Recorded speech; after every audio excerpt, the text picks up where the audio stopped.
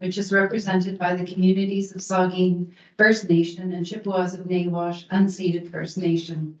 We also think the Métis Nation of Ontario, whose history and people are well represented in Bruce and Grey counties. We have regrets this evening from Trustee Ritchie, and we are joined virtually by Trustee Morgan and Trustee Long.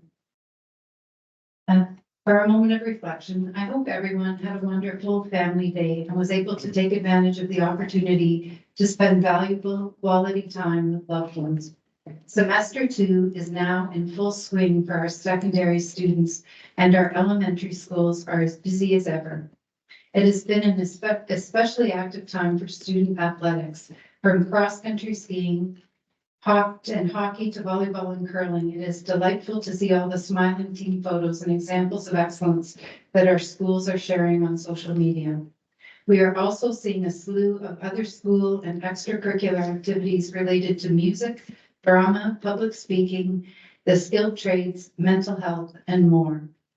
Behind all these amazing opportunities are caring and dedicated staff, parents, guardians, coaches, volunteers, partners, sponsors, and other supporters. These individuals generously give their time and energy to providing guidance and training, organizing, chaperoning, raising or donating funds, and showing support in countless other ways. For our moment of reflection, please join me to pause as a demonstration of our student collective appreciation for all those within our system, whose contributions to student activities and extracurriculars help foster a fulsome learning experience for the students of Blue Water District School Board.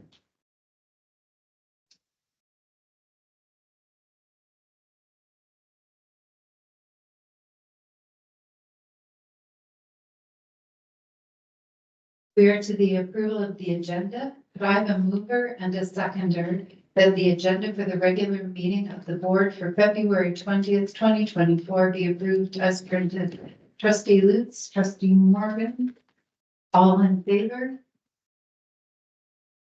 Thank you, that is carried.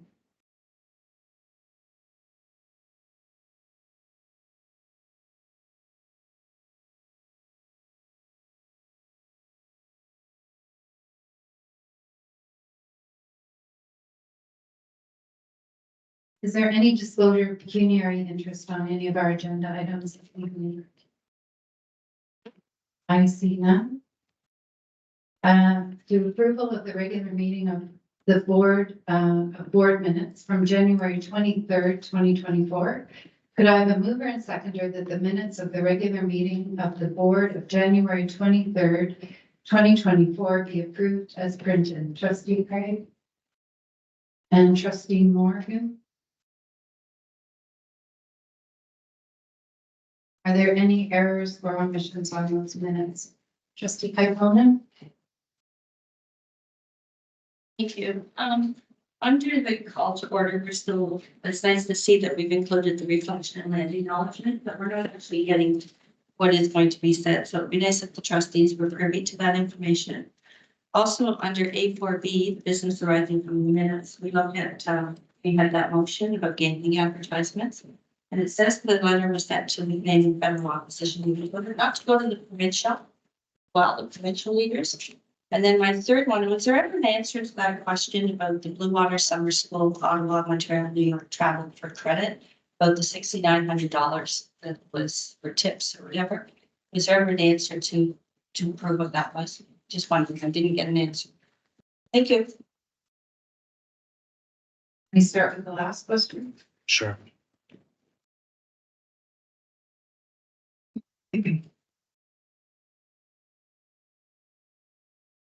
Thank you. I did clarify with the trip organizers that was the profit for the tour company. So we've asked them moving forward that anytime there's a profit, it's not labeled as miscellaneous, that it's actually built in. It's built into the price, or you label it as such.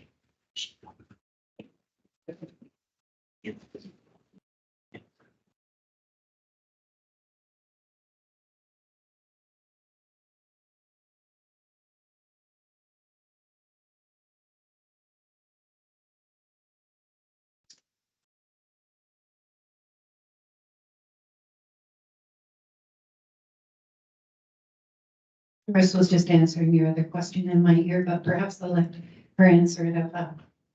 Thank you.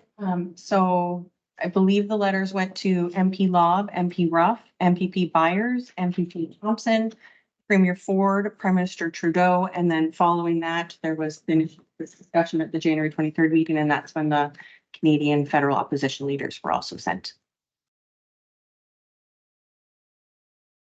I'm just wondering then, can we change the minutes to actually include some of that? Because it just says in the minutes, Canadian federal opposition leaders, and there was a discussion about that. That was the original motion, so that was taken care of. So this was additional conversation to add the Canadian federal opposition leaders. Yeah, thank you. Any other questions or comments about those minutes? Oh, Reflection. we can send it. Yeah. We can send the reflection.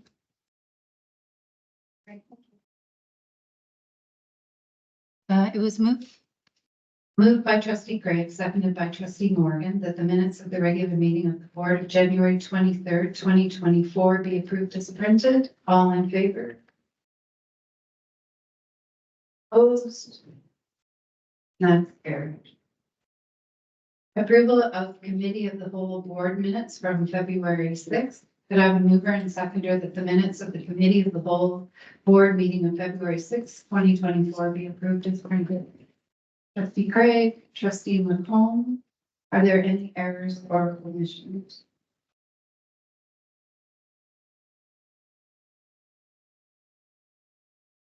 Trustee Carbone? Thank you. I'm just wondering about trustee Derek had presented notice motion, but his notice of motion is that not actually here. It was a decision made by the chair and the trustees were not provided an opportunity to discuss at that meeting. So I'm just wondering if the notice should be included in that, or not the notice, the motion itself. It's not the minutes. Just asking.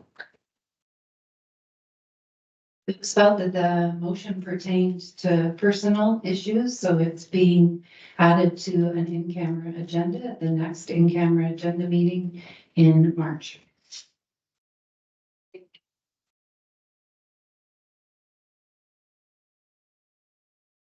It was moved by trustee Craig and seconded by trustee McComb. Oh, sorry, trustee Long. Hi, I'm just wondering why it wasn't included in camera today, or is that not possible? It was discussed at the executive committee meeting this morning, and so the next meeting would be our March one. And just wondering again, the exec committee decided not to have it discussed today unilaterally? The agenda was sent out on Thursday and the meeting was held today. Fair enough. Thank you. Welcome. So it was moved by trustee Craig, seconded by trustee McComb, that the minutes of the committee of the whole board meeting of February 6, 2024 be approved as printed. All in favor? Opposed, if any? That is carried. Approval of the special regular meeting of board minutes February 6th. Could I have a mover and seconder that the minutes of the special regular meeting of the board of February 6, 2024 be approved as printed? Trustee Atkinson, trustee Johnstone. Is there any discussion on this? Trustee Gagnon? I just would like it noted, I mean, when we had the discussion at the meeting, it was stated that all the partners to the Blue Waters District School Board were actually informed. I just want it noted that bus drivers, the bus operating companies were not notified until after parents are informed. Thank you. Any other questions or comments? I see none. It was moved by trustee Atkinson, seconded by trustee Johnstone, that the minutes of the special regular meeting of the board of February 6, 2024 be approved as printed. All in favor? Opposed, if any? And is carried. Is there any business arising from the minutes? Seeing none. So we're to our Excellence in Education School Mental Health Ontario. I would like to invite Superintendent Penner Lipset to speak to this report. And while they're coming forward, I'll look for a mover and seconder that the Blue Water District School Board received the School of Mental Health Ontario Excellence in Education Report for information. Trustee Atkinson, Trustee McComb, and welcome. Good evening. Thank you very much for having us tonight. I'm pleased to bring you this report, Excellence in Education, with a focus on School Mental Health Ontario. And I am privileged to introduce you to Summer Kuhneman. Summer is our clinical manager currently with Blue Water District School Board. And Summer is going to help present some information for you this evening around School Mental Health Ontario.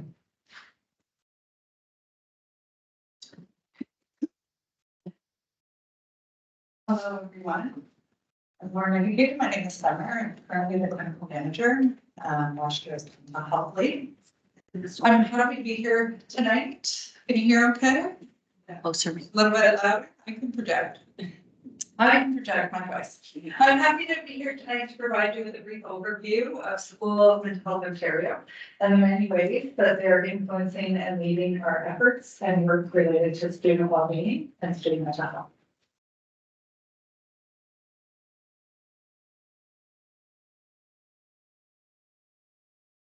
Sure.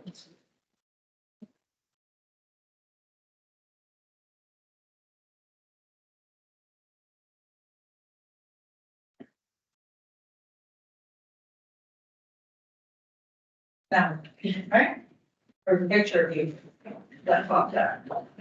So I was here last year, maybe some of you remember, me coming last year, but I was here last year and provided an overview of School Mental Health Ontario, but I thought it would be useful to do a quick summary.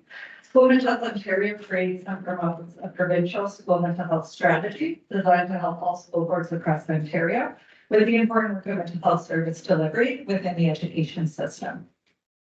Every school board in Ontario has a mental health strategy and action plan that outlines their unique service delivery model and priorities and ensures that they are working in alignment with both the provincial mental health strategy and the recently released PPM 169, which outlines expectations with respect to mental health service delivery in the school system. Every school board has a mental health leader and a superintendent to lead the board strategy and action plan. In our school board this year, the mental health leader is Sarah Freeborn. And as you know, when Penner Lipset is the superintendent who has responsibility for the portfolio with respect to mental health. Every school board has access to an implementation coach for School Mental Health Ontario. And they work closely with the mental health leadership team at each school board to guide the work around implementation of the school board's mental health strategy that reflects the goals and priorities of the provincial strategy. And then all school boards have access to role-specific resources and professional development to assist with the overarching goals supporting all students with identity affirming mental health and creating mentally healthy school communities.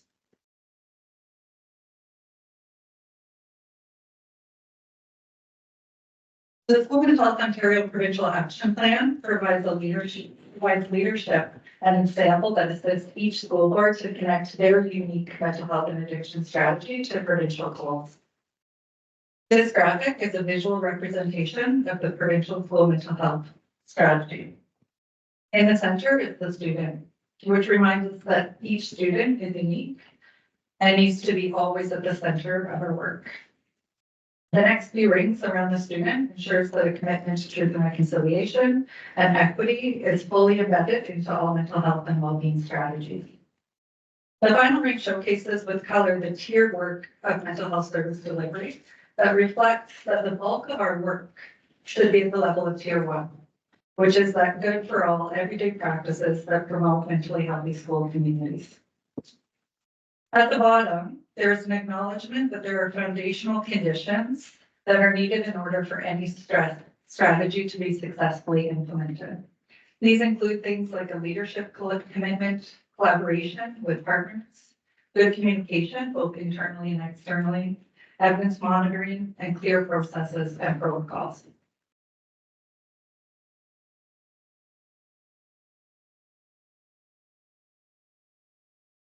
We thought it would be helpful for you to get a visual of the School Mental Health Ontario website because it does provide just so many resources to a variety of people. So we're going to just land on that landing page so I can guide you through at least the homepage, but I do have to exit my screen and go back into it. So it might take 30 seconds.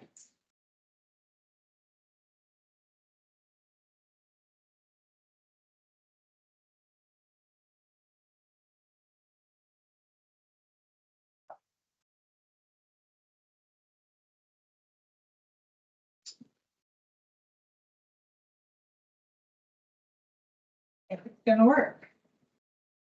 I did it. I'm gonna bring my computer a little bit closer to the microphone.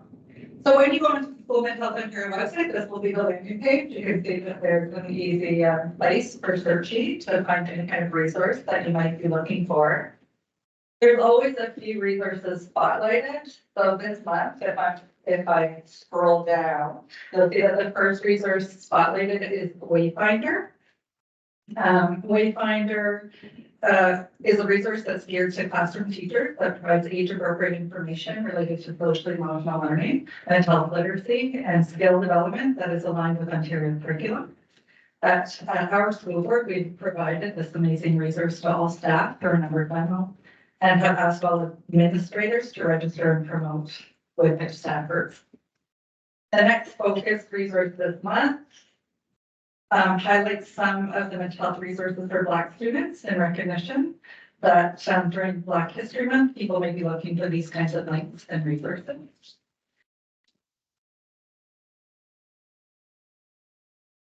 And as you scroll down,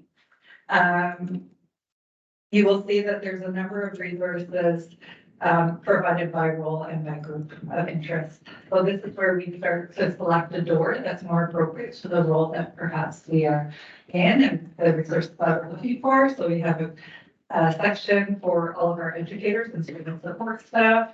We have a section for students, which includes mental health resources co-created students for students. We have a section for all of our parents and guardians that helps them to think about accessing information related to student mental health and well-being. And then as we scroll down, you'll see that there's a door or a path for our school and system leader. So folks like you and our administrators that are really trying to support building mentally healthy communities. And then there's one section that's specific to our regulated mental health professionals who are the professionals who are responsible for the tier 2 and tier 3 direct student support for mental health. Go back and try. Here. Nowhere. Good.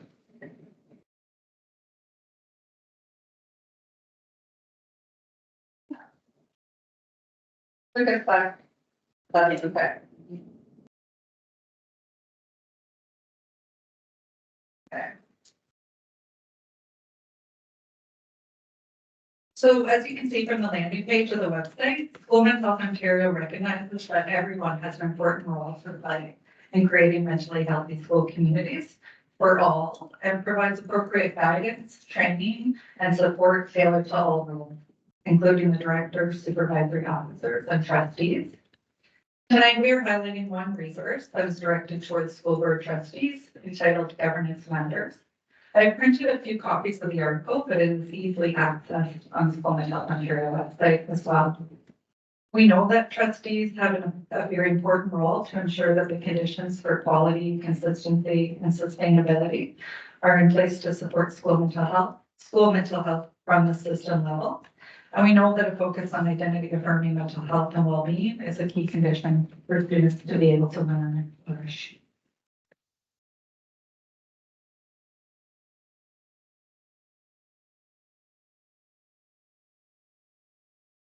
The role of the trustee in promoting mental health is essential. The resource highlights a few ways you can inspire through your actions. This includes supporting equity, student achievement, and identity affirming mental health and well-being initiatives through policy and fiduciary oversight. Fostering cohesive conditions that demonstrate the importance of mental health and well-being for all, and providing leadership to the community as a reflective commitment to mental health and well-being for our students. This is one quote that I've taken from the article, that school board trustees are ambassadors for student achievement and well-being in their local communities. And I think it's important that I take this opportunity to really thank you for your effort and for your time and energy that's directed towards our students and their well-being and mental health. One second, thank you for today. Thank you. Do trustees have questions or comments? Trustee Long? Thank you, Summer and Summer's team, for the energy and expertise you put into ensuring the wellness of our students. Summer, in this forum, do you have information, or is it appropriate for you to share information regarding the FTE dedicated to Blue Water from the ministry for this mental wellness initiative?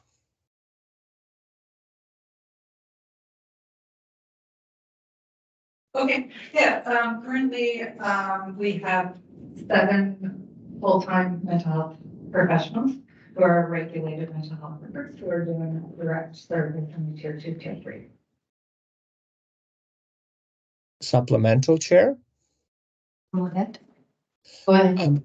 And does that include your clinical manager position, Summer? No, that does not include this position. Or the mental health lead. So we have 7 mental health workers, we have a mental health lead and a clinical manager.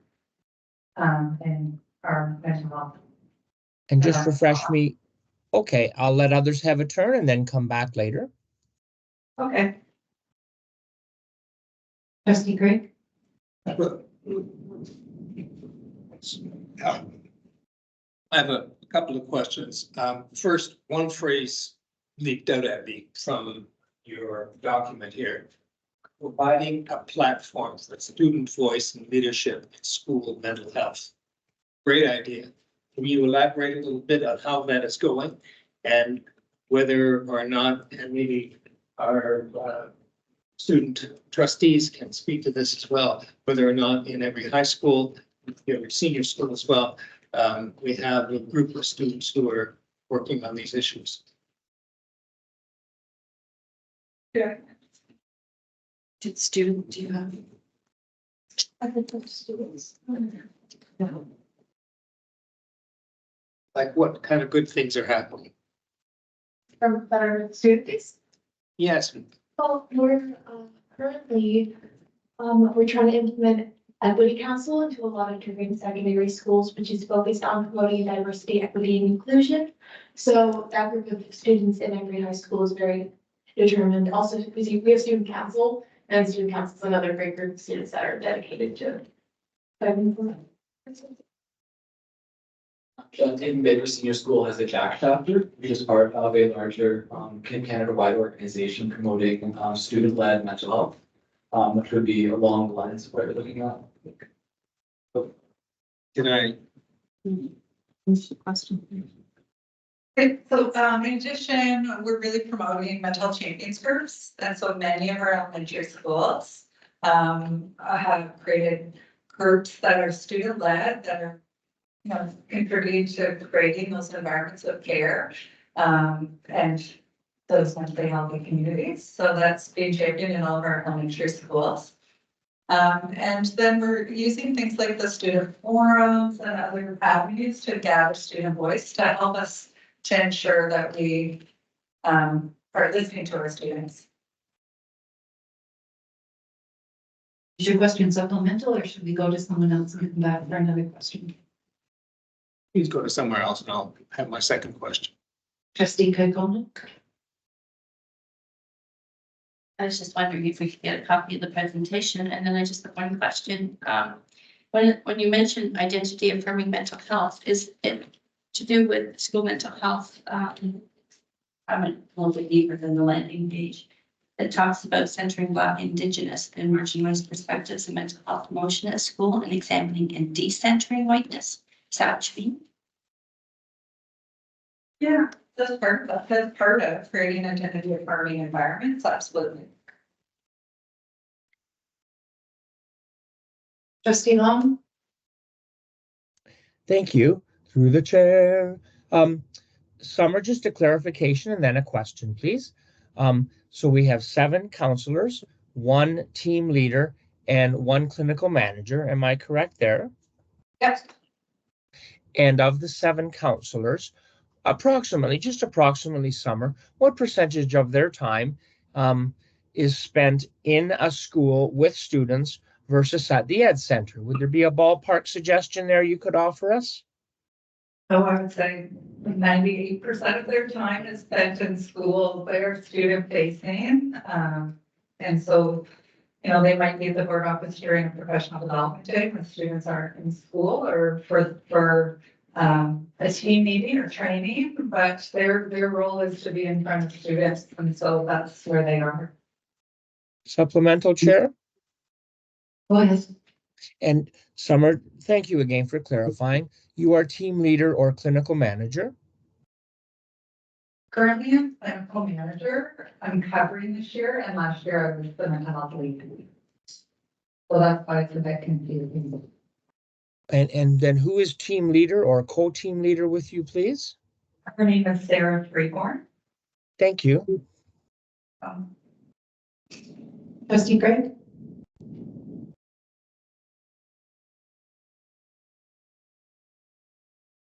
It strikes me that the whole business of dealing with mental health issues in our schools is multifaceted and involves many organizations and many individuals.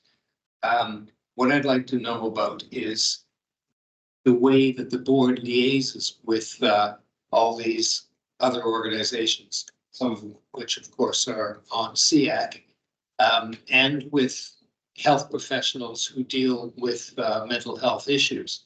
Because you did make it clear at SEAC that we of course do not have the resources to provide therapy. Well, meaning in other words, the upper level therapy for kids who have severe mental health challenges. So they have to go out into the community. Money becomes an issue. And I would like a little bit more about how you liaise with all of these individuals and organizations so that the kids actually get the help they need. Yep, for sure.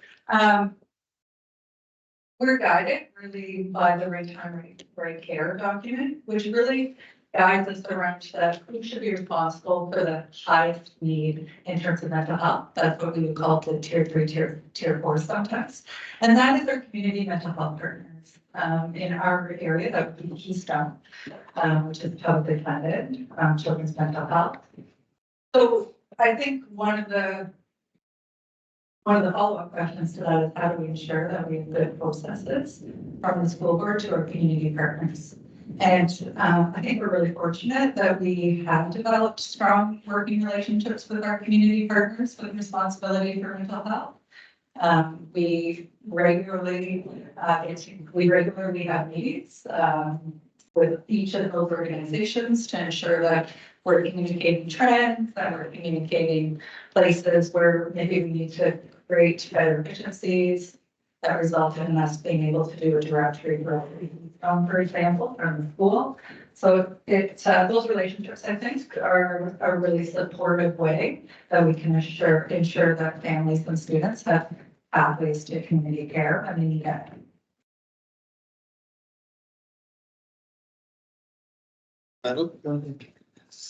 I'm actually quite convinced based on my work with SEAC that doing whatever you possibly can.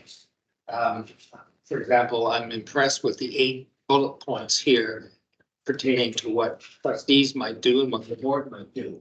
But we're there, you know, and that's important. We really are making the efforts. So my question is, despite all this great work, Do you worry sometimes that a lot of kids are falling through the cracks?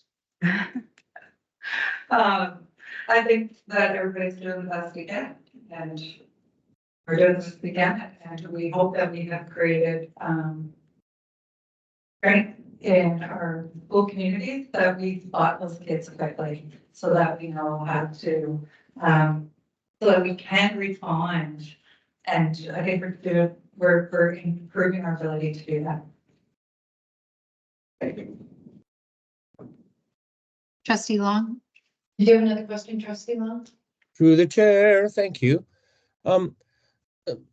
Summer, do you have data on how many Blue Water students have accessed these mental wellness counselors, if that's an appropriate title, in the last calendar year? So we definitely keep data, and we share that monthly at CEAC, around our mental health referrals, and we, look at those annually.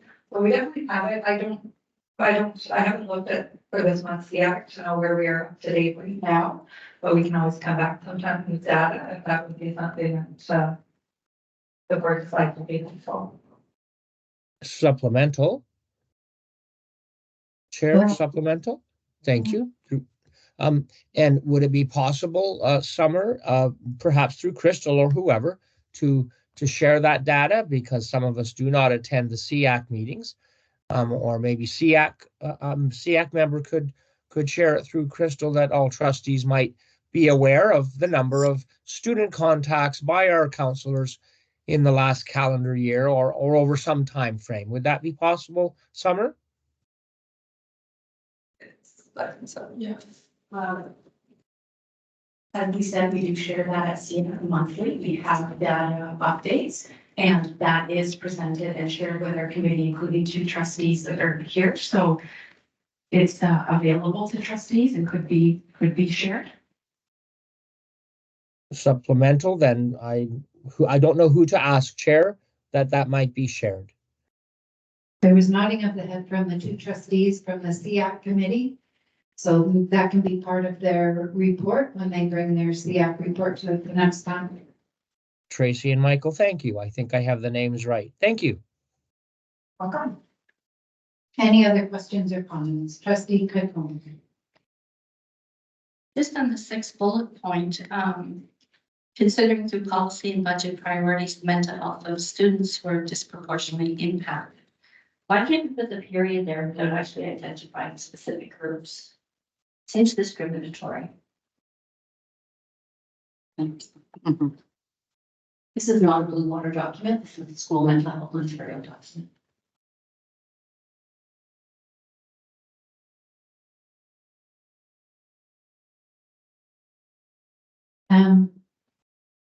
It was moved by trustee Atkinson and seconded by trustee McComb. And the Blue Water District School Board received the School Mental Health Ontario Excellence in Education Report for information. All in favor?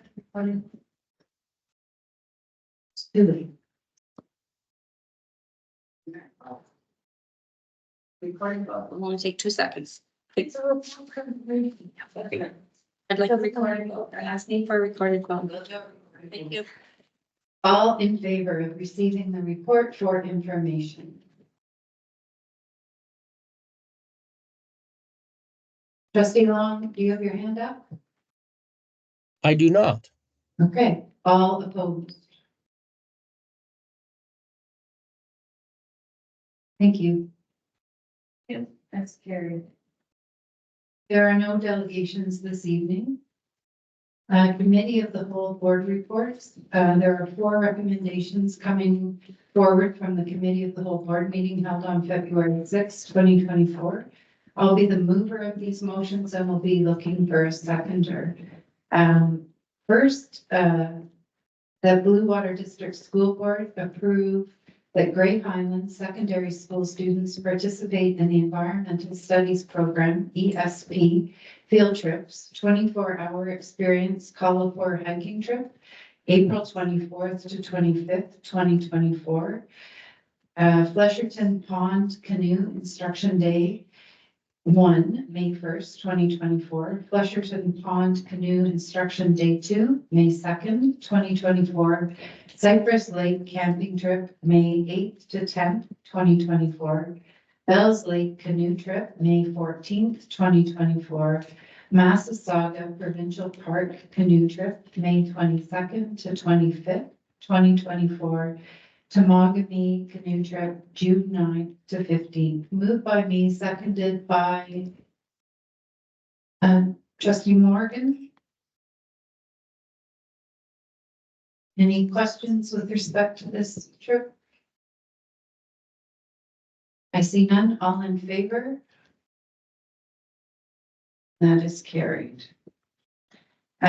Second, that the Blue Water District School Board approve that Walkerton District Community School students participate in the 80th anniversary VE Day field trip, May 1st through 9th, 2025, contingent that it aligns with all travel advisories at the time of the trip. Moved by myself, seconded by trustee Lutz. Any further discussion on this trip? Did you have discussion, trustee Morgan? I'd just like to say that I'm very pleased to see that we have 2 years for fundraising for these trips. Thank you.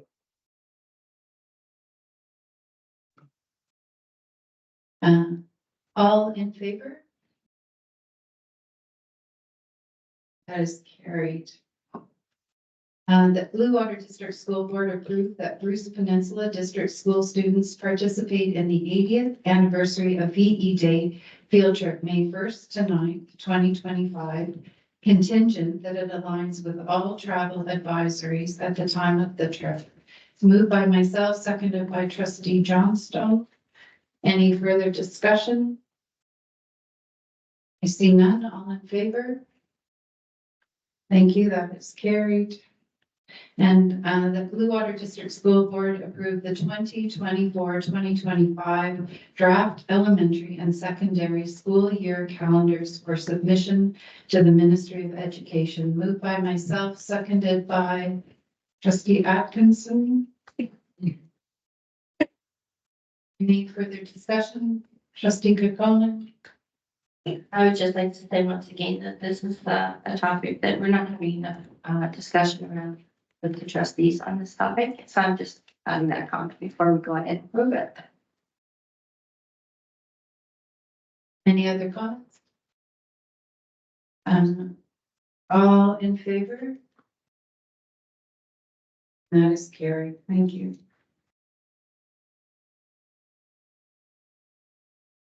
The Business Committee of the Whole Board held on February 6th. I'd like to invite Committee Chair Johnstone to speak to this report.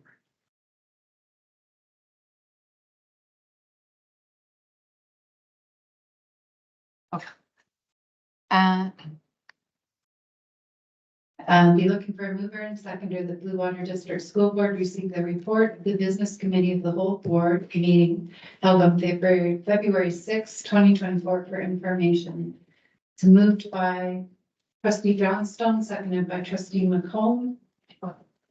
And thank you very much. You received the report, and I have nothing additional to add to the report that is before you. If you have any additional questions, that I'm sure that I'm pleased to answer, and if not, the superintendent of business will be able to respond. Thank you.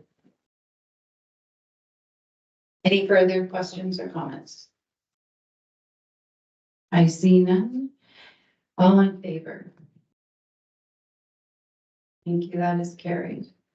There's no report from the Committee of the Whole Board in camera meeting held on February 20th, 2024. And we are to a notice of motions. First, the motions brought forward by trustee Kokonen. So the motion is that any duly elected trustee wishing to speak retains the option to use the podium microphone. Moved by trustee Kokonen, seconded by Craig. Trustee Kokonen, you're welcome to speak. This motion is self-explanatory, but the problem we're having is that our microphones here at the table can be shut off at will. And so therefore, if we're allowed to go up to the podium, I don't think we can shut off our microphones. We are entitled for 3 minutes of speech.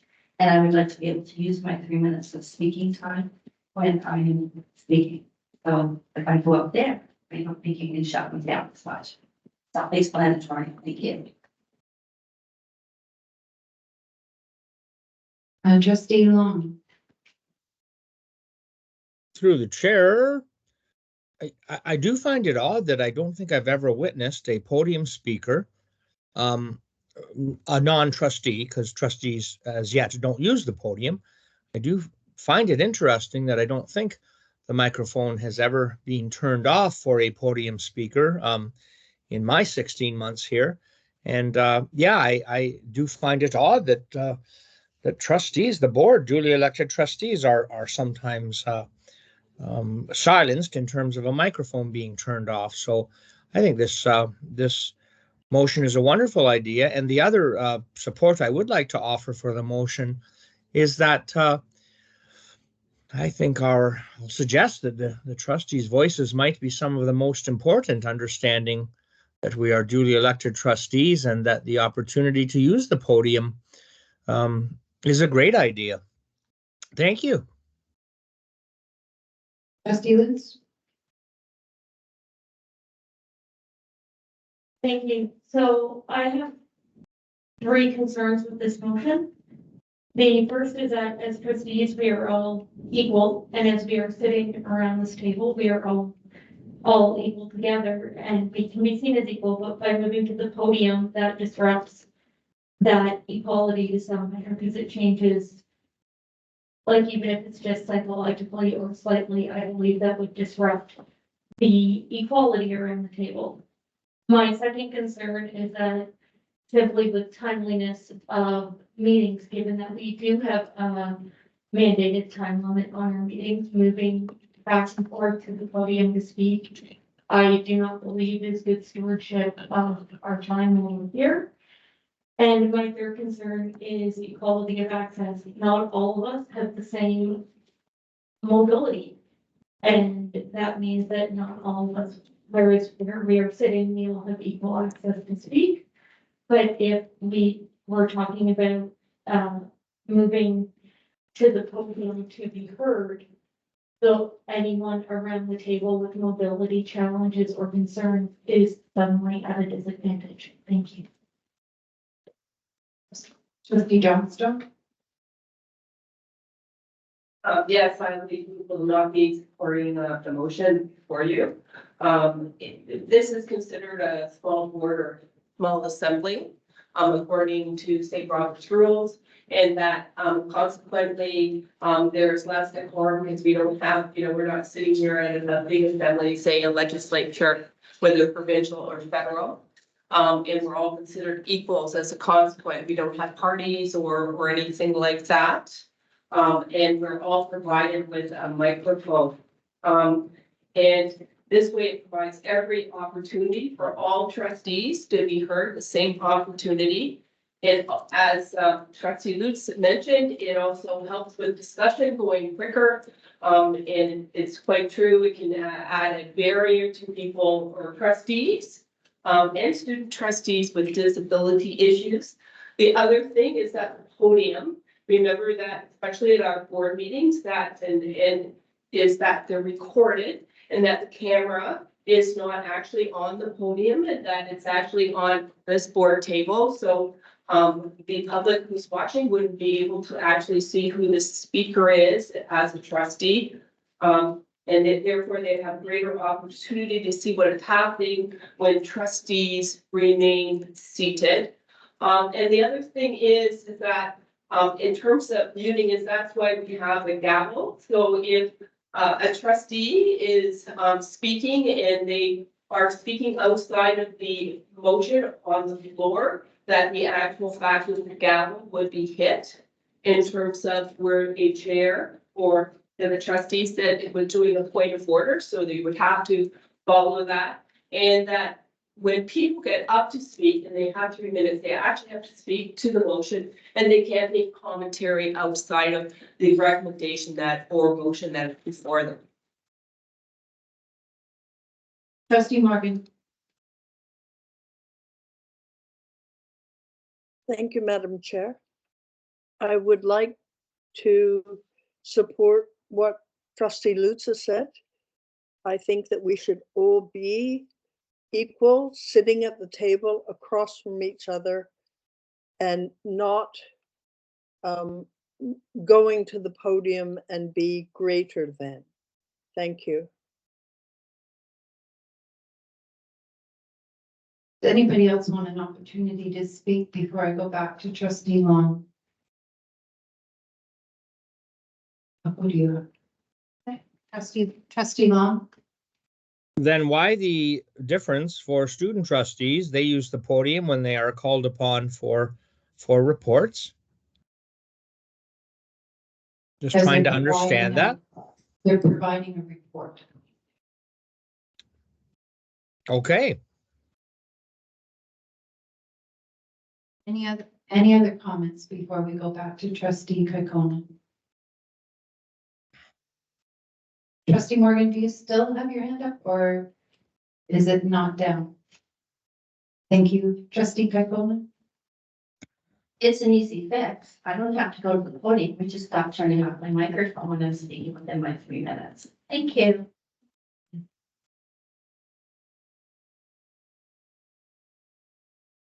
So I'm going to call the question. It was moved by trustee Kaikona and seconded by trustee Craig that any duly elected trustee wishing to speak retains the option to use the podium microphone. All in favor? Sorry. Okay. And that is defeated.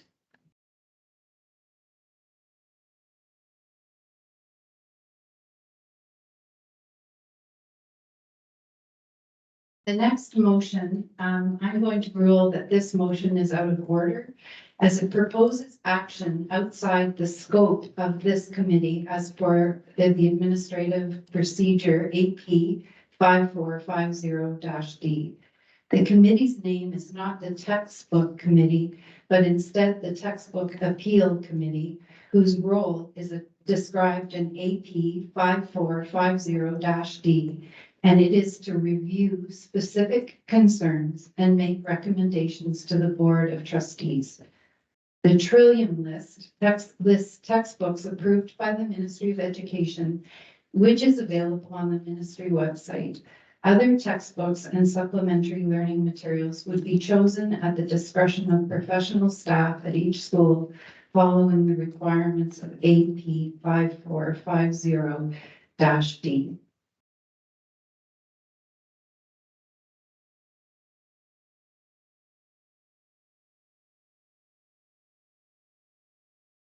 The third motion is that whereas OPSPA at the 2024 OPSPA Symposium made a presentation to chairs, vice chairs, and directors. Trustee Kaikkonen, would you like to withdraw this motion as the trustees have provided this information? I'd like to speak, but I'm not sure who the we is that finally got us the presentation, but it's great. I don't think trustees. We have to put it on the floor and we can. No, we can take it off the floor. I'm just speaking to the background of it, just to say that I don't know if it's calling the Premier's office or the access to information at OPSPA. They got us the presentation, but it's been great to have it. It came off the floor. We already have the presentation. Thank you.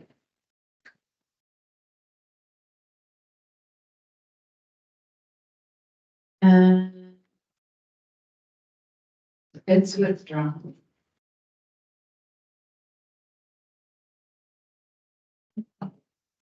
So the notice of motion brought forward by trustee Craig. There were two notices of motions brought forward by trustee Craig at the February 6th Committee of the Whole meeting of the board for consideration. Whereas it is desirable, even imperative, that trustees be actively involved in addressing educational issues of importance to Blue Water students. Whereas trustees connected to their communities and schools are cognizant of challenges faced by schools in Blue Water and beyond. Whereas trustees should be engaged in the process of agenda building for the board. Therefore, be it resolved that the first 20 minutes of every board meeting should be a question and answer session where new ideas and concerns can be raised and discussed by trustees with input from administrators, with the intention that reports may be requested for subsequent meetings where said issues can be addressed in detail. Chair, I'd like to refer this motion to the policy committee. According to our bylaws, that a motion that comes before the board like this, it deals with bylaws of the board, is that it has to come through a committee, and the right committee, it actually is first discussed as policy. So that is my referral to that. So the recommendation to refer would require a seconder. Is there a seconder to refer this motion to the policy committee? Trustee Lutz? And we would be voting on the referral to the policy committee because due to the nature of the recommendation. All in favor of referring? Trustee Morgan, is your hand up? Yeah. And opposed? That is carried. So it'll be moved to the policy committee as it would impact our bylaws. Yeah. No, so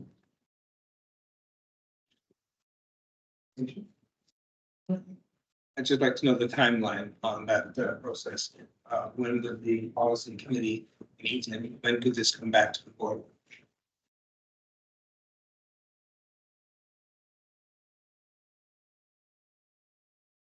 I would suggest it then, where do you want to speak? The next policy meeting. Policy meeting. Or 19. Okay.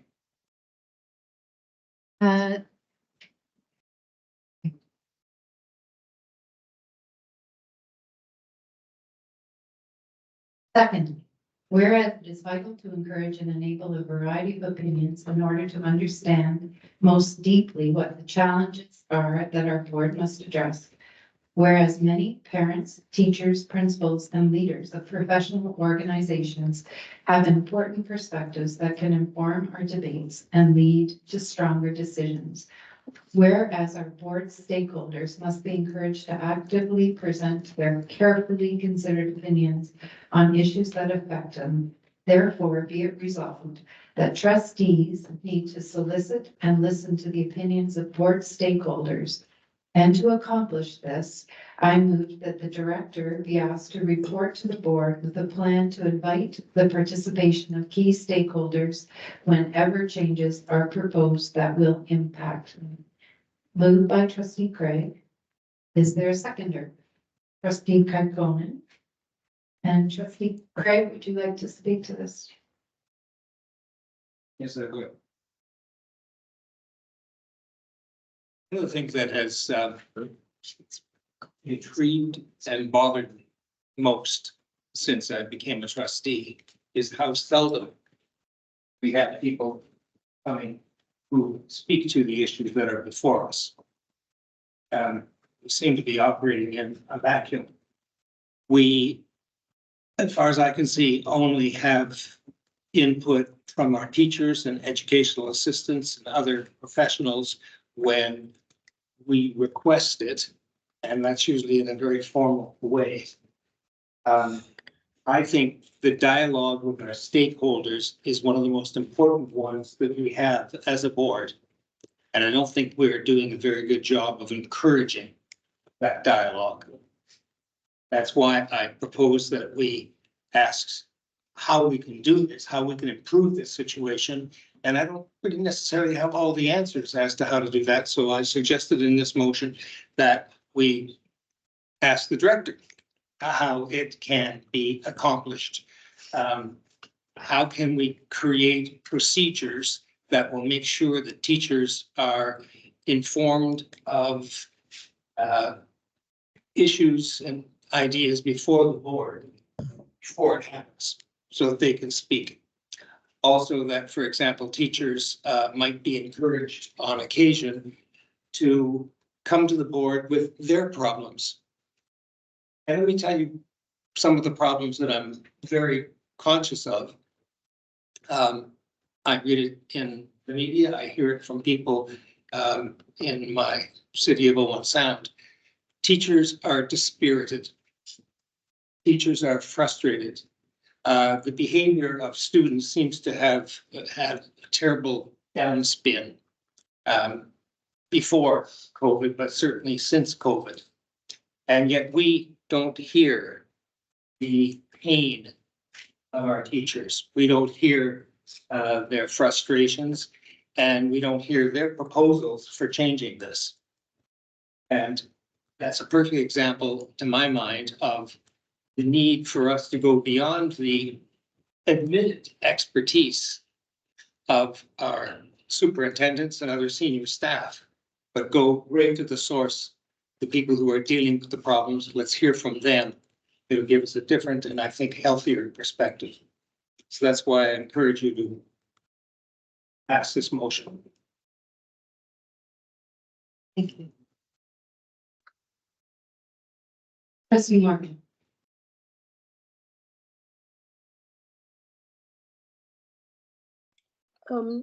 Madam Chair, I would like to understand who those stakeholders would be that would present to our staff, and what kind of benefit would they be to our staff? Thank you.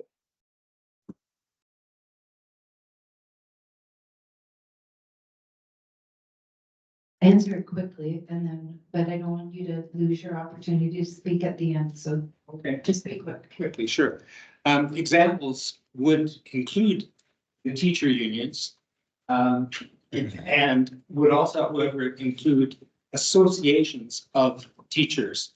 Those, for example, who teach music, or who teach shop, or teach English for that matter.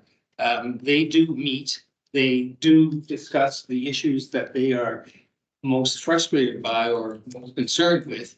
And though for the most part, it would be associations of teachers and other stakeholders who we would reach out to. A couple more examples would be parents who are involved with organizations such as Dyslexia Ontario or Dyslexia Canada and Autism Ontario. If we're doing something that pertains to those areas of concern, it would be wonderful to reach out to those groups and invite them to come and tell us their perspective. That's short enough. Trustee Long. Through the chair. It may be because I am a retired teacher myself, 10 years retired now, but every week I have a minimum of 2 young, old, middle-aged teachers share that sentiment of being dispirited, and particularly the growing, and I can only share from my own experience what people tell me, our frontline workers, EAs also, the absolute dispiritment regarding the lack of self-regulation. We can recognize some of that might have been genicized, started by the COVID process, but there is an aura of even the students who perhaps rigidly and often self-regulated, struggling to do it, to self-regulate now in terms of what they do and what they say. And Trustee Michael's comment about the dispiriting feeling of teachers and other frontline workers is entirely real. And when I hear teachers near the retirement age, someone recently who is going to retire this August, just absolutely decimated by the lack of student self-regulation and what they say and do. This is an area that needs to be addressed. And I do hope that we will support this excellent motion and find some avenue for dealing with these issues. Thank you. I am going to let the director speak. I am struck by the number of programs and policies that we already have in place to allow those things to happen. But I am going to let the director answer your question. So sharing with trustees that we do have multiple processes in place to coordinate, obtain feedback from the staff, community, members of parent organizations, students. We actually have a consultation policy and procedure, BP 1606-B, so it speaks to this specifically. The list I'm going to review is not exhaustive, but provides a good sample, showing that the majority of the work of our communication or upcoming changes already happens through the coordination and consultation with many of our stakeholders. And trustees sit on many of these committees and or receive reports from many of the committees referenced that I'll be referencing below. So we do have, we're going to be having a community planning partnership. We have a policy and procedure that outlines that. We have school councils and home and school meetings that occur very regularly, regulations that cover that. So that's good parent feedback. We have a communication policy and procedure, and I would hope that, you know, on trustees' role, you always direct people to follow that. If you are hearing any kinds of concerns coming your way, please make sure they follow the communication policy. All our policies, as noted in policy meeting this evening, all our policies go out for system review, and we write a process that's very thorough with that. So that's good feedback. We have our statutory committees and with staff and parent and trustee representation, for example, SEAC, and that does have different organizations represented that support our students who have special education needs. We have Parent Involvement Committee, PIC. We have Supervised Alternative Learning Committee. We also as well have the Central Health and Safety Steering Committee, which is represented by trustees as well as most of our union presidents. We have an Indigenous Education Advisory Council meeting, so we get the voice of our Indigenous partners. We have a diversity, equity, and inclusion meeting that occurs. Labor relations, I'll speak to that specifically. We have union presidents that meet with our human resources department regularly. They're bonded by the collective agreement. They talk about collective professionalism. They are the representatives for us of their staff and their teachers and or EAs or whomever. Those are the representatives. Their union presidents and their executives speak on behalf of those staff. We also here have union trustee administration meetings, organizational health and committee wellness committee with union presidents in there as well. Student Senate is a voice and representation of our students, and you do a fantastic job. There's also a policy that governs that, BP 1802.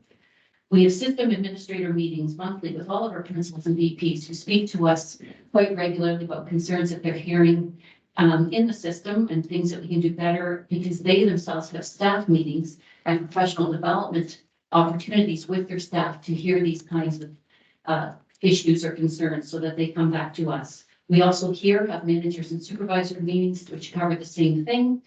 We as well meet regularly, our staff with public health, early years supported by all of our municipalities. We have community practice meetings to support students with special education needs. Summer mentioned student forums that we have, which are a fantastic way to gather information. Those aren't an exhaustive list, but those are many ways that we get consultation and feedback. So we do talk to our public stakeholders, parents, students, and staff. It's already a key component of what our board's decision-making process is. It's recognized and honored with our committee structures that consultation is important, feedback is important, and we are providing useful mechanism for gathering information, which enables informed decision.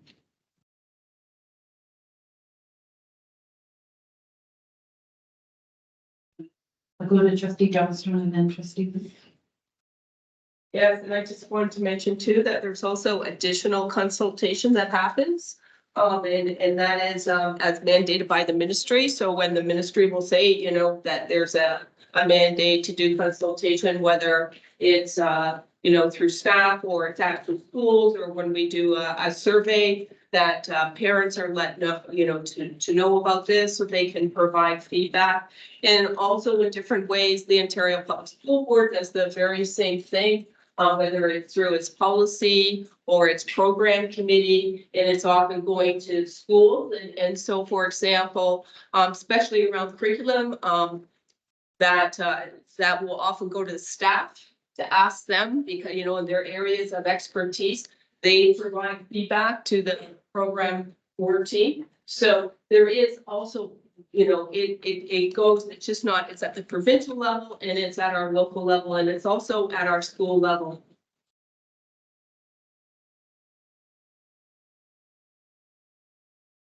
Trustee Lutz. Thank you, and thank you to the director and to trustee Johnson for trying to put all the formal types of input, because I'll be honest, I knew about so many of those. And also so many informal ways that I know I hear about the opinions, like, and hear the opinions of many stakeholders, that I was honestly confused about the necessity of this motion, because just to name a few, my absolute favorite place for consultation is the local arena. You hear more at the local arena than anywhere else. Be also local post offices, Tim Hortons, name anywhere in and around town. You hear things, whether it's directly or indirectly.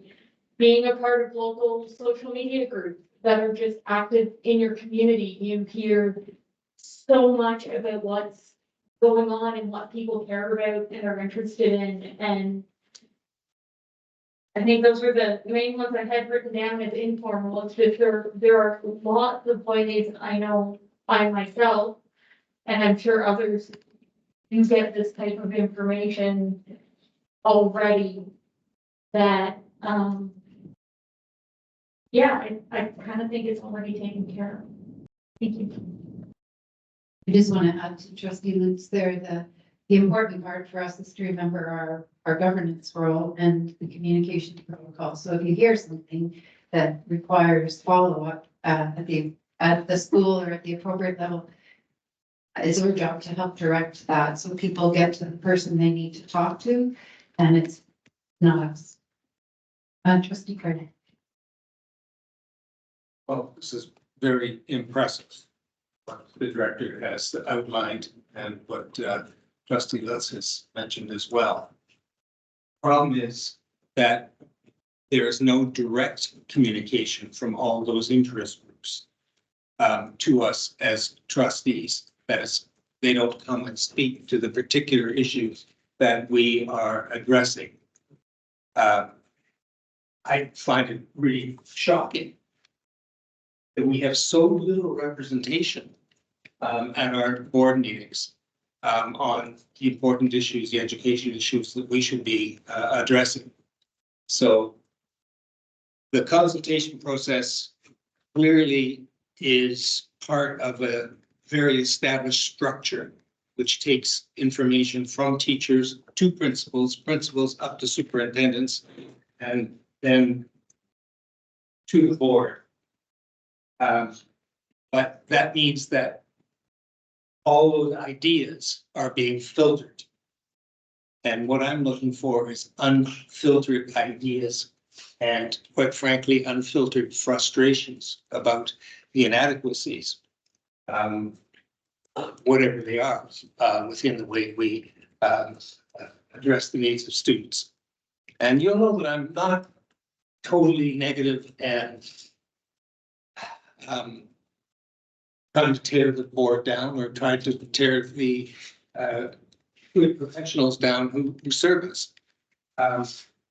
But I do think we need more direct input at board meetings from some of these stakeholders and interest groups.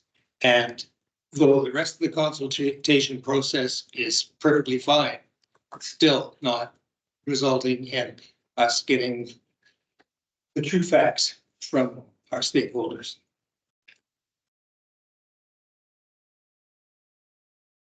I had missed trustee Johnstone, who should have probably gone before me, but we'll let you speak and then we'll call the question. Yeah, you brought up some important points through the chair.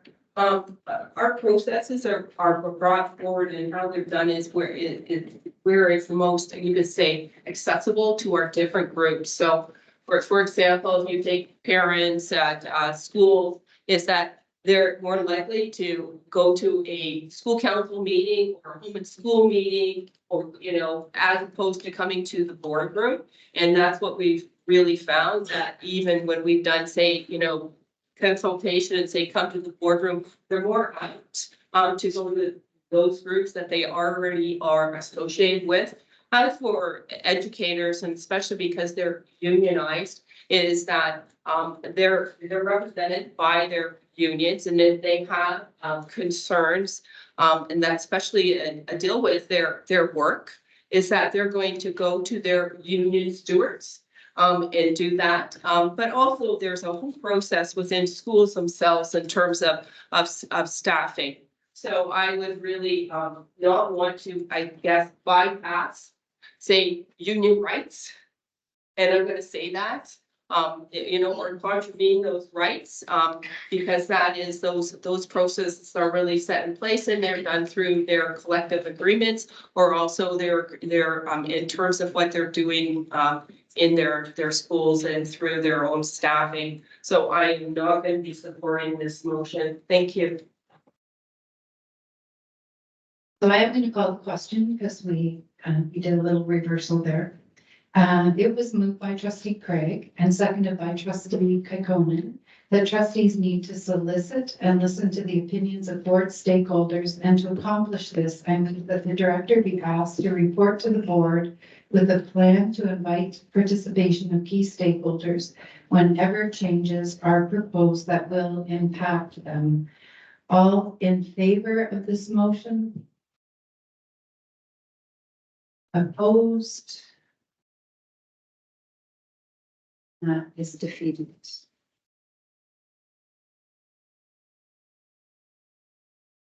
Committee establishment and appointments.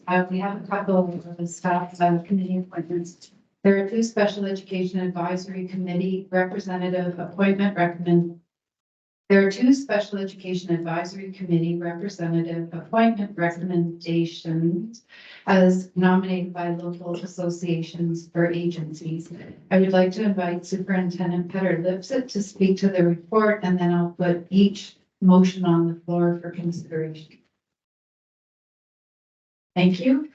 This report is before you this evening because we did have a vacancy on our CAC committee, and therefore we need to fill that vacancy.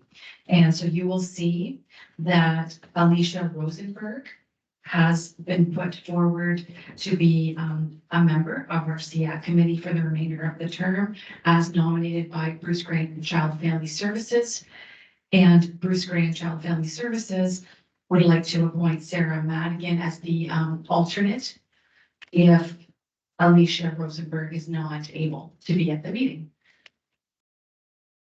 Thank you. So I'll be looking for a mover and seconder. First, that Blue Water District School Board appoint Alicia Rosenberg as a member of the Special Education Advisory Committee for the remainder of the 2022-2026 term, as nominated by Bruce Gray, Child and Family Services. Trustee Atkinson, trustee McComb.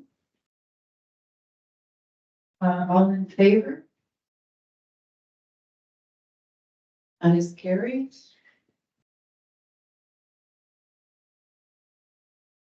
And the alternate, the Blue Water District School Board appoint Sarah Madigan as the alternate member of the Special Education Advisory Committee for the remainder of the 2022-2026 term, as nominated by Bruce Gray, Child and Family Services. Could I have a mover, please? Trustee Atkinson, seconder, trustee Long. All in favor? Thank you, that is carried.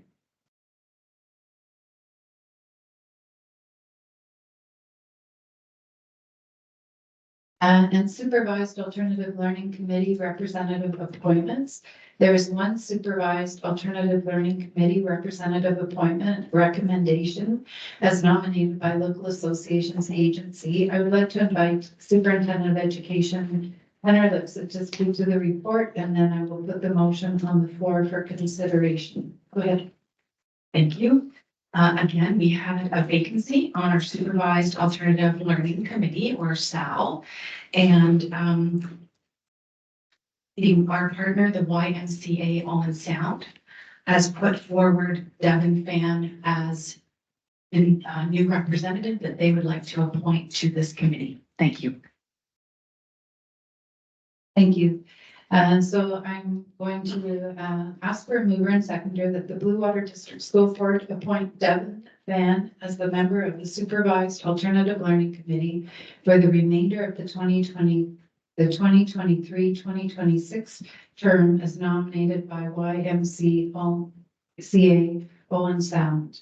I have a mover, please. Trustee Lutz, seconder, Trustee Morgan. All in favor?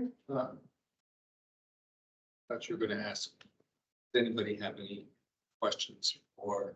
Do you have a question or comment? No, I just wanted, without getting into great detail, to have a little bit of the background of Devin Fan. What is it that qualifies him to be on such a vital committee? Because goodness knows, these are some of the kids who are most at risk. YMCA Owen Sound is one of our valued partners. They have many programs that support youth in the community, also employment services and as such. And so the YMCA has been a partner on this committee. The member that needed to take a leave from this committee was from the YMCA. So we are taking their recommendation that Devin would hold the appropriate background and qualifications to replace the member that is on leave. Trustee Long, did you have a question? Yes, I'm quite surprised that there was no elicitation of questions or discussion of these appointments. Personally, I had my hand raised and it was inferred that it was actually seconding a motion, but actually I raised my hand far before that because I wanted to ask the same thing as Trustee Michael just did. As a trustee, I would much prefer that we are offered curriculum vitae for all of these appointments to determine whether or not supporting the motion is a good idea. If I'm misusing the word motion, please give me a better word. But as Trustee Craig has suggested, I would really like to see CVs to determine whether or not these appointments are choosing the best person. That's my opinion. Thank you. Director Wilder is going to speak to that. I think Superintendent Henry Lipset was addressing that, the question around the SAL, Supervised Alternative Learning Representative. We trust our partner organizations who are the experts in their fields. When they put forward their people, their staff to represent us, we trust that they have vetted those people appropriately. They are members of their staff. So they have gone through all of the background checks and the qualifications necessary to do the job they're doing. We've asked the YMCA and we've asked all these committees to sit on these different, like Bruce Gray Child and Family Services. We've asked for them to sit. We're pleased and honored that they choose to sit on these committees. So it's not up to us to see a curriculum vitae for these people. That's been done by their organization. It's the organization nominating them. We bring it here to the board, but the vetting has been done. Do you have a supplemental question, Trustee Long? Through the chair. And yes, I'm simply suggesting, I hear the director's opinion. I'm simply suggesting that I believe the final word should be spoken by the 10 duly elected trustees voting as a single entity and making a decision. That's my position on the issue. Thank you. Go ahead, Trustee So, point of order, that was not the director's opinion, that was actual fact based on the procedures and policies of the board, so. Yeah, it was fact, not opinion, thank you. I agree with trustee Lutz. That was, the director was giving her fact, and that's not our role to see those curriculum vitae. We have community partners and we are being provided this information. So for this one, it was moved by trustee Lutz and seconded by trustee Morgan that the Blue Water District School Board appoint Devin Fan as a member of the supervised alternative learning committee for the remainder of the 2023-2026 term. Point of order. Nominated by Bowman. Point of order. Point of order, please. Does it have something to do with this motion? Most definitely. Which policy document suggests that that we would not be involved in the viewing of curriculum vitae for appointees who are nominated? Which BP? It's through their organization and they are members of their staff, and it's their organization that are making the recommendations to us. And which of our policy documents indicate that that is the most appropriate and only method, is my question.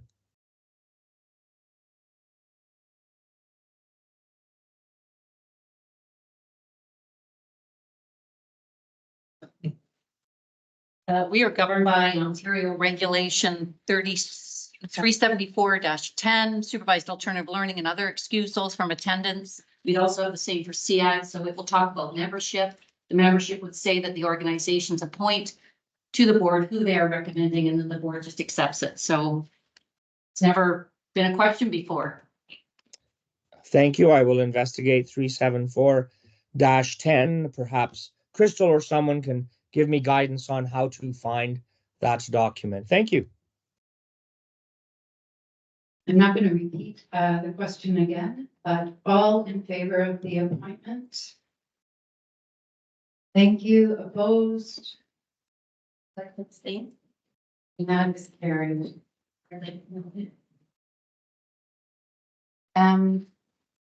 I would like to invite Superintendent of Business Services and Treasurer Andrew Lowe to speak to the Royal Bank of Canada Dominion Securities Banking Resolutions. I'll put the motion on the floor that Blue Water District School Board approves appointing Lori Wilder, Andrew Lowe, Jane Thompson, and Jan Johnstone as signing officers and directors for RBC Dominion Securities. Could I have a mover and seconder, please? Trustee Morgan, trustee Craig, welcome. Sure. Excuse me.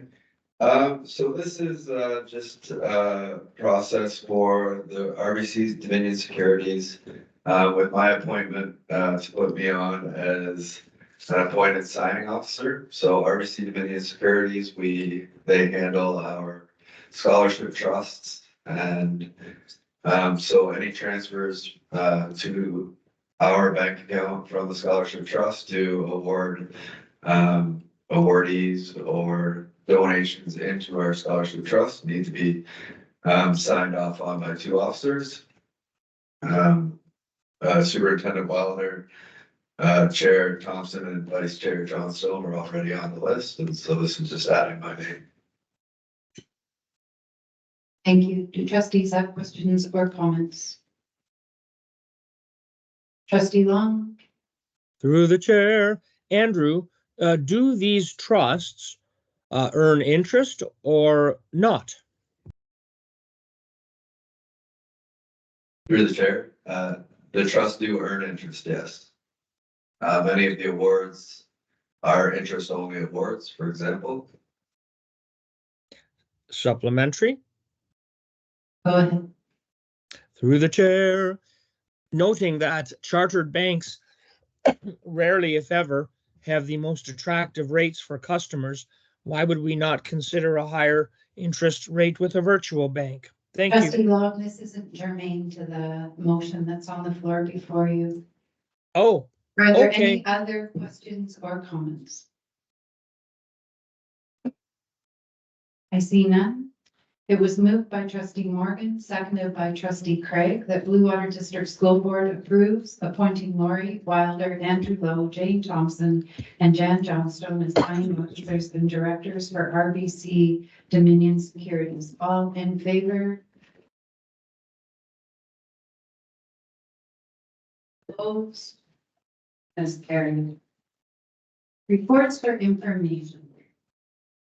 I would like to invite student trustee Ethan Enns to present the student senate report.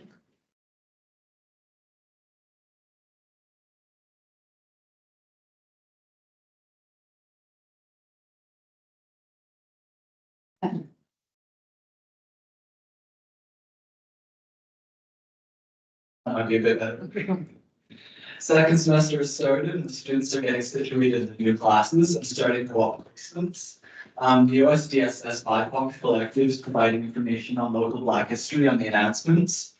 Schools are setting up Black history displays and libraries are highlighting Black authors. Saugeen District put up posters recognizing Black historical figures. Owen Sound District had an amazing Valentine's Day celebration. OSDSS ran flowergrams and delivered Valentines with inclusive designs. Andy Thibodeau, a motivational speaker, will soon be coming to OSDSS to motivate students to get involved in the school community. A number of schools had very successful hockey buyouts. Grey Highland had the first meeting of their equity council to promote a safe school environment. Grey Highlands is also running the second annual school-wide dodgeball tournament, very much the mood. They also handed out red envelopes of good fortune for Chinese New Year. The outreach program at Bruce Penn is doing their winter camp at the Outdoor Education Center. They got snow just in time. Do trustees have any questions or comments for student trustee Enns? I see none. Thank you so much. So we're to our staff reports. I'd like to invite Superintendent of Education Lefebvre and Superintendent Lowers to speak to this report. And I'd like a mover and seconder that the Blue Water District School Board receive the music programs and Blue Water District School Board report for information. Trustee McComb. And trustee.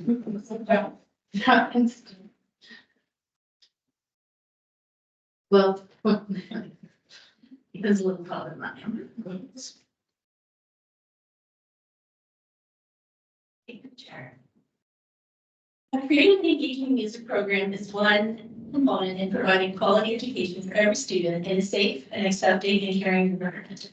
The Ontario Music Curriculum provides opportunities to experience a variety of musical genres, including creating, performing, developing appreciation of music from other cultures, and fostering a lifelong enjoyment of music.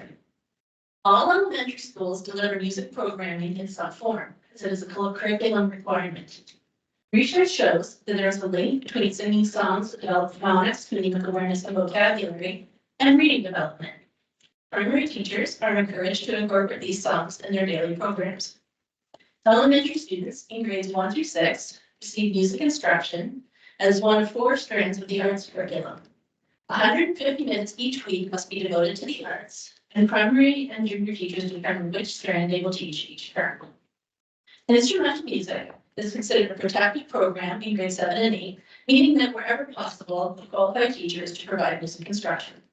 Students are to receive 80 minutes of instrumental music instruction per week, but not exceeding 100 minutes per week. Schools with instrumental music programs usually have a complement of brass, wind, and percussion instruments. Some schools have strings, including violin, ukulele, and guitar. Most schools have a piano. 7 of the 9 secondary schools are offering music programs through 40 sections in the 2023-24 school year. These sections serve a total of 431 students this year. This represents 9.3% of secondary students. Secondary schools offer instrumental music for strings, violins, guitar, and repertoire. 4 co-op courses in guitar and music were also offered this year. Secondary students who chose to take a music course received choose to take a music course received 375 minutes of instruction per week per course. There are approximately 45 qualified elementary music instructors from the Water District School Board and approximately 12 qualified secondary music instructors. Instruments, as you can appreciate, are expensive to maintain and replace. School budgets include a budget line dedicated to music. School will often hold fundraisers, or school council will contribute funds to pay for new instruments. Secondary programs are funded based on student enrollment. 10 schools offer spaces for private music instructors to offer lessons for guitar, piano, violin, and voice. These lessons are paid for by parents and guardians, and students miss regular instruction in order to participate in these optional classes. Some of our Indigenous students also participate in drumming and singing offered by Saugeen First Nation community members and elders. These lessons are paid for through Indigenous education funding. Teachers volunteer their own time to provide extracurricular music opportunities to 29 schools, including choir, band, guitar, rock group, musical theater, ukulele club, league club, school musicals, and an open time in the music room during lunch breaks. School groups perform at a variety of community events, including attack hockey games, the One World Festival, and cultural events like the Lunar Festival at Prairie Roots and tree lighting ceremonies in various communities. The Water District School Board also partners with community organizations like Southern Music Society and Saugeen Shores, which provide music camp opportunities for 250 students through a reciprocal agreement. Over 20 Blue Water District School Board students receive bursaries to attend camp each summer. In return, Blue Water District School Board provides practice space at GC Houston Community School and the Saugeen District Senior School for the Port Elgin and Southampton community bands. And I'm going to turn things over to Superintendent Lefebvre, who's going to talk about, bring some feedback from two of our music teachers.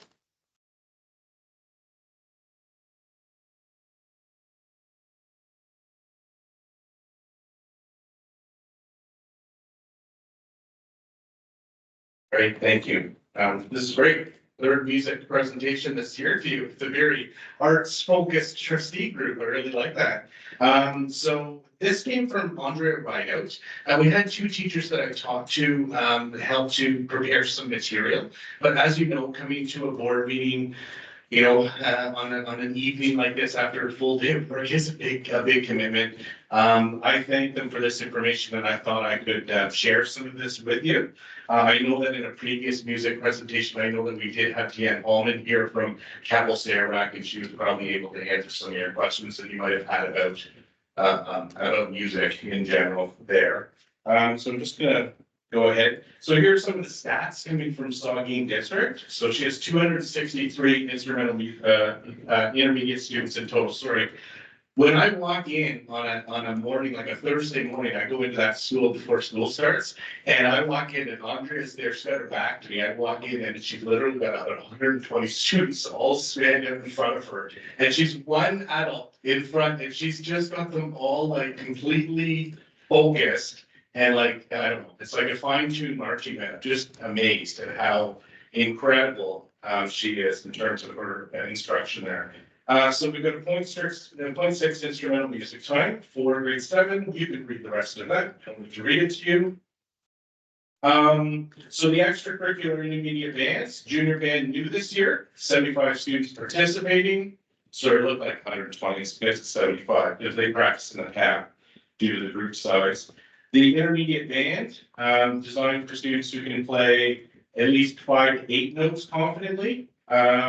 2 rehearsals per week, 90 students there. And this intermediate group, a large number of them actually joined with, when I see one of the parents of one of our students in the audience as well. You seem to be here for every music presentation, and I know your daughter plays. So again, they're able to participate with the older students as well in the high school or secondary school band, which is absolutely amazing. I think it's a real benefit for them. So 2 rehearsals per week, 45 students participating. The year in review, Andre just wanted to highlight some of the things that they've done last year and then coming up this year.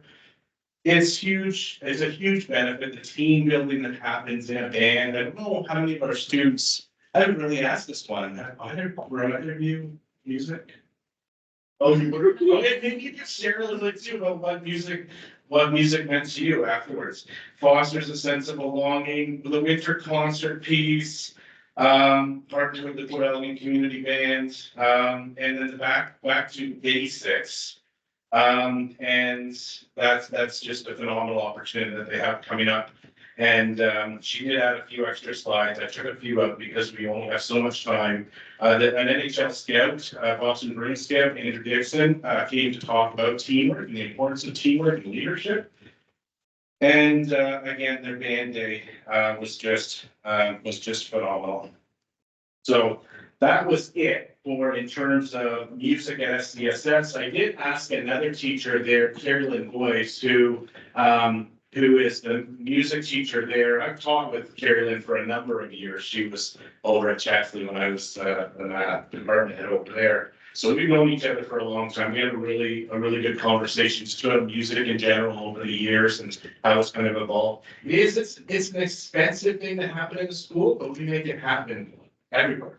I know one of the comments that Superintendent Lauer shared was 7 of the 9 secondary schools have music. That's only because the other 2 don't have enough students that wanted music this year. If they wanted music and chose music, it would have been offered. So a school like Bruce Peninsula, they might only offer the instrumental music every couple of years. Because the students, I mean, they can only take so many electives, they have to choose their courses. So really the numbers drive what we offer. So every couple of years, they'll offer an instrumental and they have a teacher there to teach that. Same in the other schools. So all 9 of our schools are teaching it if it's wanted. So again, she talks a lot about the instrumental from grade 9 to 12. She's got grade 11 and 12 guitar now. They offer vocal music. They partner immensely with Port Elgin and Southampton Community Bands, Southampton Summer Music, Canadian Big Band Celebration Committees. Huge donations that come from those groups to help with music and with the purchase of these instruments. I'm not sure how many people are familiar, but I know as a principal in a school, we needed a new tuba. That's $4,600. So it's very expensive. But it's something that, again, we managed to do. I know just today I was at a school and the music teacher was sharing with me how excited she was because 2 things. A parent picked up a brand new clarinet at the Sydenham auction last weekend and donated it to the school. She bought it for $60. And she's like, it's like $800 or $900, brand new pretty much. Gave it to the school. Also an alto sax, another parent donated an alto sax because the student isn't using it anymore. So anyway, we've got tremendously generous communities and our teachers and are always looking for ways to help balance that. But there's also a budget there for them to use that is provided by the board. So we make it work because we are passionate about it. There's also a specialist high skills major program in arts and culture at Saugeen. That's huge and they're able to utilize funding there. She did discuss 2 things that she would love to see more of. Professional development and music education. But I think I can ask any specialist, anyone in the board, what would they like? And they're gonna ask for more professional development in their area. It's a given. I'm a math teacher, I love more math PD. A tech teacher's gonna want more tech PD. We listen to all of that and we try to offer as much selection as we can, knowing that our government and ministry does dictate what we're able to offer in many of our PD days. So when we can, we do offer those opportunities. The other thing she talked about was attending the Ontario Music Educators Association conference. And attending conferences is immensely important for a number of professionals. I know that our unions are supportive of their members and they're able to submit an application to get some funding to go to conferences as well, depending on the school, talking to your administrator about, and putting it on your annual learning plan is something that can be discussed and that can be possibly funded within the school setting. We also have some funding that comes in through the ministry, through PPFs, we call them, or partnership.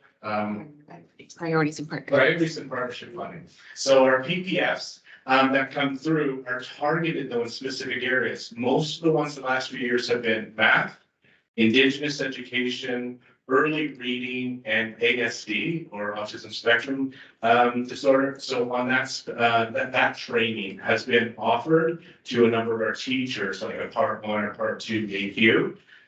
Other funding, we have not received funding or PPFs that have come through for music or the arts. But again, that's not money coming from us, that's money coming from the minister. But other than that, I think we've got a really robust music program happening in a number of our schools, and we've got excited educators, and I think we leave it at that. Yeah, okay. Thank you. Do trustees have questions or comments? Trustee Lutz?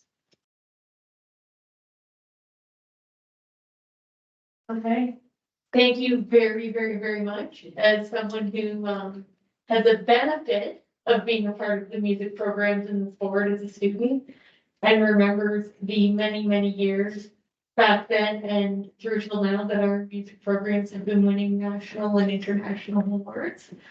I'm very grateful to see that we are continuing to protect these programs. And, you know, I have a little bit of bias because I have a child benefiting from the programs you've just highlighted, and I can tell you they are greatly appreciated by the students, and the things that are learned by students in music class are so incredibly transferable.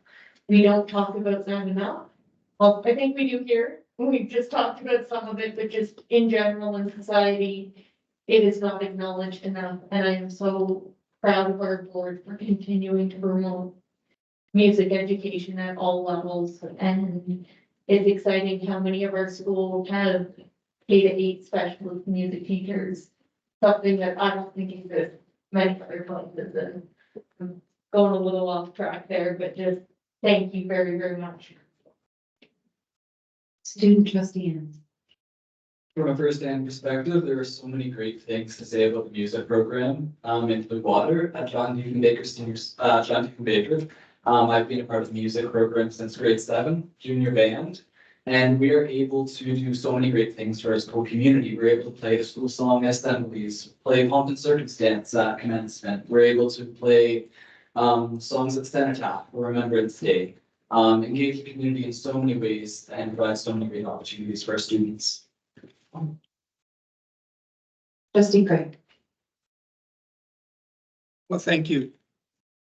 Thank you very much for comprehensive response. You'll remember, you know, that this all started with my 10 questions, any of which you have answered. There's still somewhere I have a little fuzziness about the realities. Let me put a couple to you. How do the music specialists work with classroom teachers to supplement and strengthen the music program? I ask that because as a non-musician, if I was an elementary teacher, I'd be terrified. How on earth can I, teach music to these kids when I don't do music? So I'd like to know how the music specialists actually build the program in regular classrooms. So I'm not a music specialist, but I'm an art specialist, and I would have teachers come to me for ideas for art. And I would go to the music teacher to get ideas from them, things that I could do in my class that were developmentally appropriate for the age of the students that I was teaching. Teachers do that a lot, they share with one another. Just as if you were a science teacher and science is in your background, you're going to do some research so that you're able to deliver the science program that you need to deliver for your students. And so the music teachers become a resource in our building that teachers can go to get information. The other thing that, as you may have realized from the numbers that I quoted for the number of qualified music teachers we have more qualified teachers that are probably not teaching music because we don't have we have less programs than the number of qualified people that we have. So as a principal, I would often find somebody who was qualified but maybe not teaching my grade 7 and 8 music program, and I would have them support perhaps the primary program or the junior program. And on some occasions in some of our schools, the 7 and 8 teacher is also able to do some instrumental work even with grade 6s, depending on the school makeup and the timetabling. So I also know a number of school, number of teachers colleges. I know my daughter right now is graduating from Boise, U of T. And being a general practitioner and then being a PJ teacher, she actually has a course that is addressing, now she doesn't have a music background, but it is addressing how to teach music in a primary junior classroom. And it shows her what she can do in terms of using the recorder, bucket drumming, things like that, to teach the necessary skills students should learn at that age. Is it supplemental or can I go to another trustee? It's not supplemental to those answers, it's supplemental to other questions. Please go ahead. Oh, you want me to go ahead? Okay. No, I want you to jump in. Oh. All right, fair enough. I got trouble with it. Trustee Long. Through the chair. Keith, near the end of your share, you indicated that, I believe the words were very close to, we have a number of schools or most of our schools with very robust music programs. As superintendent, how do you envision moving us towards your ability in the future to say we have very robust music programs in all of our schools? What's your vision for that? Sorry, maybe it's a bigger speech. I can't think of a school where we don't have a music program that I'm proud of. So maybe I should say all. My apologies. Can I just speak to that a little bit? As a trustee that represents one of our smaller schools, there's been choices that have to be made along the way because we do not have enough students that can choose all of the programming. And so what's happened in that school is very creative programming to allow the students to access all the programs that they need, from biology to music or whatever. But it's not, it doesn't look the same as it would look in a large high school where there are a number of students that would select that pathway. There is a very qualified teacher and she is very creative in finding ways for the students to have music, even if it wasn't there, in musical plays, after clubs such as that. But the reality is just that you can't be all things to all people if you don't have enough students. So I don't see any other hands up for it. Oh, Trustee Atkinson.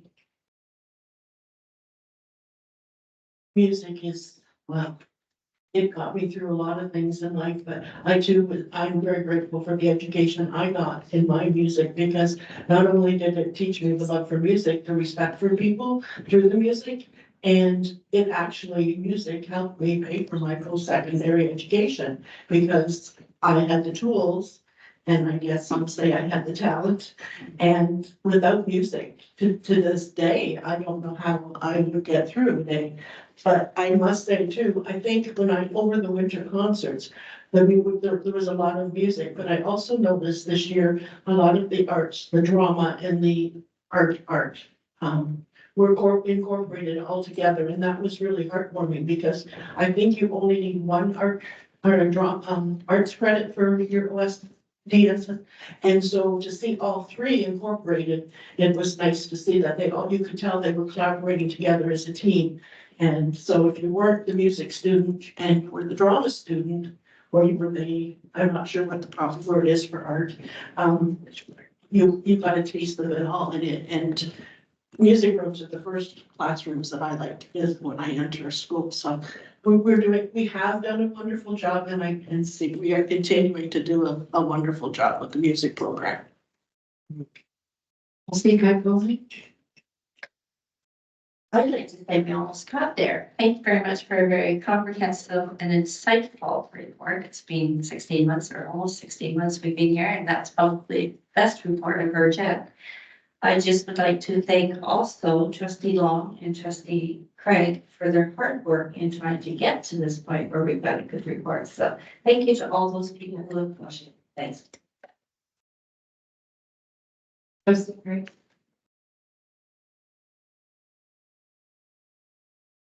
Hello. I'm sorry, that's my Right.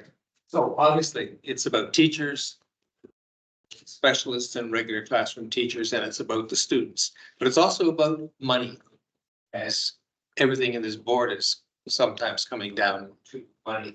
So some of my questions pertained to how has the funding for music and music programs and music specialists shrunk over, say, the last 20 or 25 years? Or has it shrunk? Maybe it hasn't. Everyone always talks about cutbacks in education. I wonder how that's impacted music. And no, I'll leave it at that. There's another question for that. So being a bit of a veteran, it's my 31st year in education, public education, and 12 years as a principal, 4 years as a vice principal, so I've been in admin for a little while. And our school budgets in Blue Water have gone up several times, and that includes music funding as well. So I don't know the reference to like declining money keeps being mentioned, but I don't know where that came from, because our budgets, and I know that Superintendent Cummings was up here several times talking about how, and reported to the trustees how the budgets have gone up again and again and again to the schools. We keep increasing that over time. Obviously with inflation, you need to do that. So the money for music has been steadily increasing. You have to be very careful about managing it. Like if I was given $5,000 for my music budget for the year, then we look at what are we doing for fundraising? What are we doing for, do we need any new instruments? What kind of repairs do we need to make? I work through with the teachers, and in secondary, you work through your PARs, the leaders of that area. Well, where do we need to invest our money? And let's come up with a long-term plan, kind of like you do with your furniture, with your photocopier, with everything else. It's a resource that you need to budget for. And we have incredible fundraising that happens within our schools. We do a wonderful job with that. And it certainly is something that's everyone would want. Like if I asked the tech teacher, they would want more money. The music teacher would want more money. Everyone wants more money. Everyone wants more money. We can't give everything to everyone. So again, it's about budgeting and just being fiscally responsible. And I think we've done a really good job over the last number of years.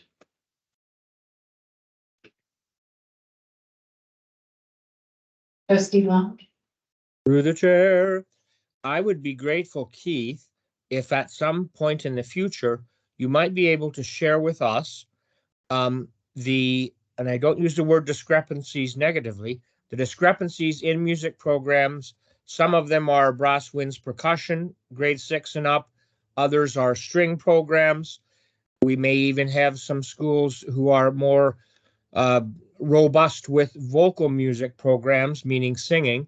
And I would be very intrigued to know the breakdown of our 40-some schools as to if they have grade 7 and 8 and up students, particularly, what is the breakdown between brass winds percussion programs, string programs, as in violins et cetera, ukulele programs.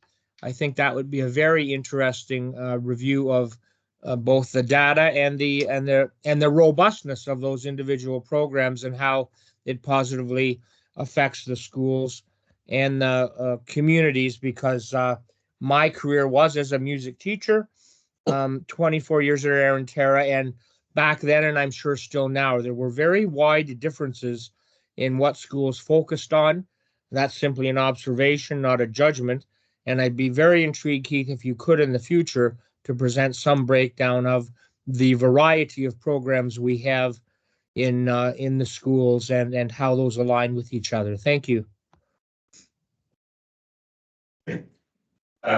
Through the chair, I think that question is completely operational, and I trust that all of the principals in our 42 schools can manage those situations individually, and to bring 42 different operational budgets to a board table. I mean, it's 9 o'clock right now. I don't know how long you want to take in this meeting, but it's operations. Supplemental chair? Go ahead. Yeah, was certainly not asking for budgets, Keith. simply, for example, School A has a brass winds percussion, School B has a string program. That's all I was asking for, sir. Not monetary budgets. Thank you. So sometimes those, the distribution of the instruments depends on the strengths of the teacher teaching. Not all instrumental teachers are familiar with teaching strings.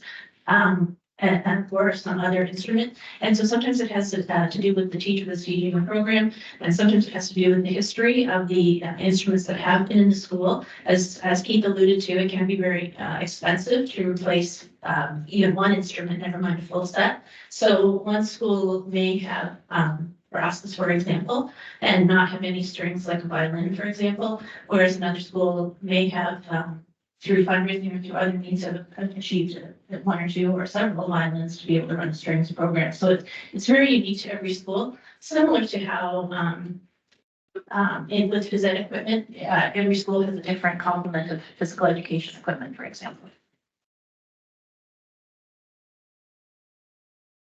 As I indicated earlier with the small school, I mean, there are going to be discrepancies. My one question would be if a student really from a small school that didn't have those opportunities, really that was the program that was most of interest to them, would we look at an out-of-boundary transfer for them to get to a school that would have those resources? Every situation is different. We certainly do permit out-of-boundary transfers. Of course, there are some stipulations in terms of transportation and everything. But yes, that's something that could be looked at, but that's a big, again, it's very individual and you have to look at each individual situation.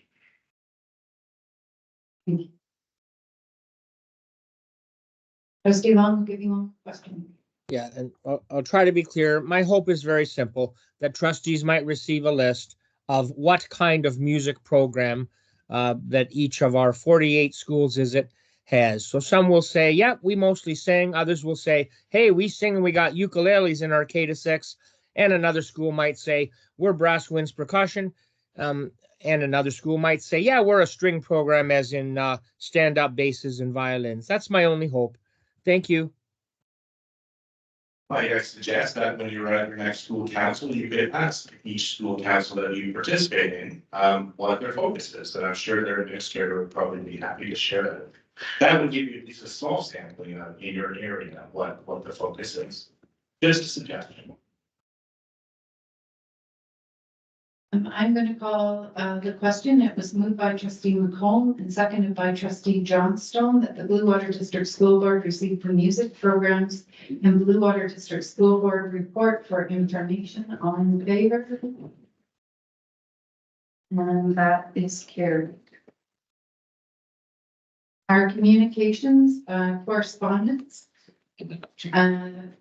We received the forwarded email, trustees by email response by email dated February 5th from the Office of the Premier of Ontario that forward in response to the board's letter regarding gambling advertisements. Premier Ford's office has forwarded the board's letter to the Minister of Finance, the Honorable Peter Levin for information and consideration. Are there any announcements under communication announcements related to public education? Trustee Johnstone? Yes, I attended a program meeting that was online last Friday. I have received the minutes, and once they've been approved at the board of directors, I will be sharing that with trustees. Thank you. Anyone else? Are there any out of district meetings, conferences, or conventions to chair?